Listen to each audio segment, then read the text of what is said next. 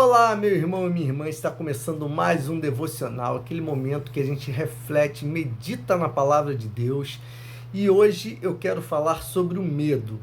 Preste atenção, mais adiante eu vou dar um testemunho meu sobre medo na minha vida.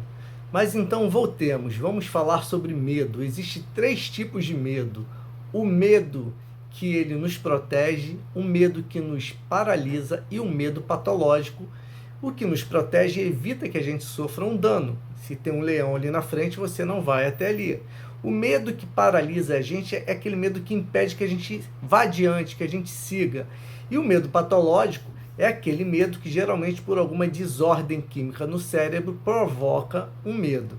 Eu vou citar uma passagem da Bíblia que ela fala quando Jesus estava no barco com os discípulos e veio uma tremenda de uma ventania. Preste atenção, está em Marcos, capítulo 4, versículo 38. Olha só. Jesus estava na popa, dormindo com a cabeça sobre um travesseiro. Os discípulos o acordaram e clamaram: Mestre, não te importas que morramos? Ele se levantou, repreendeu o vento e disse ao mar: Aquiete-se, acalme-se.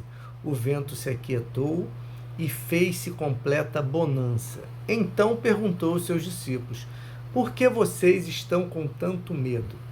Ainda não têm fé? Preste atenção, meus amigos. Que tipo de medo os discípulos tiveram naquele momento? O medo que protege ou o medo que paralisa? O medo que paralisa.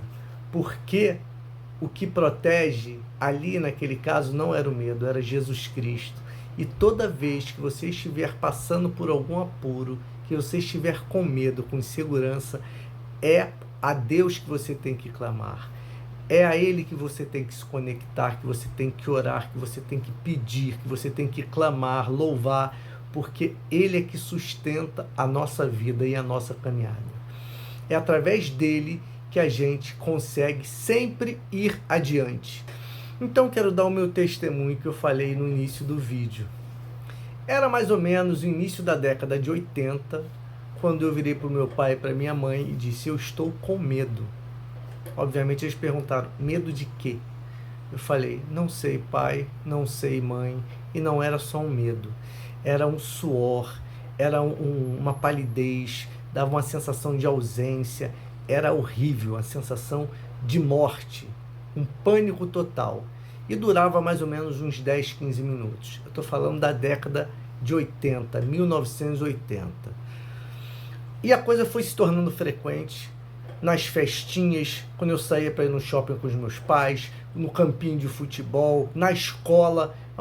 Era horrível isso, né? E para a família foi muito ruim, a ponto de meu pai, aos 45 anos, tentar um vestibular para psicologia, passar para a faculdade e cursar e se formar em psicologia. Hoje, sabe-se que eu tive síndrome do pânico, por um motivo que mais tarde eu fui descobrir que foi um abuso que eu sofri na rua. Mas isso é uma outra história, por um outro devocional. Mas enfim, o que eu quero te dizer é o seguinte: muitas vezes o que você está passando não é para você. Hoje eu vejo que eu fui um propósito do meu pai, porque o meu pai não tinha um nível superior, ele era funcionário público. E aquele nível superior que ele adquiriu por causa do meu problema é que deu a ele uma aposentadoria confortável no final da vida. Assim como ele me ajudou, eu também, sem saber, o ajudei.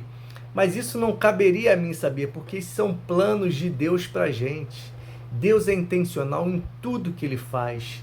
Ele escreve a nossa história de uma forma cuidadosa, de uma forma em que a gente não vai entender muitas vezes naquele momento, mas tudo faz sentido mais tarde. Então o que eu quero dizer para você, meu amigo e minha amiga, seja lá o que você está passando, entregue nas mãos de Deus, porque só Ele é capaz de nos sustentar, de nos carregar, mesmo que nós não entendamos naquele momento, faz sentido para Ele. Você vai ver que mais tarde aquilo tudo teve um propósito, foi intencional, porque Deus, Ele é bom, e Ele é bom o tempo todo.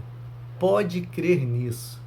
E como eu sempre deixo uma frase no final para a gente refletir, a frase de hoje é: quando o medo bater à sua porta, peça a sua fé para atendê-lo. Meus irmãos e minhas irmãs, tenham um dia abençoado, que Deus esteja no controle da vida de vocês e fiquem com Deus.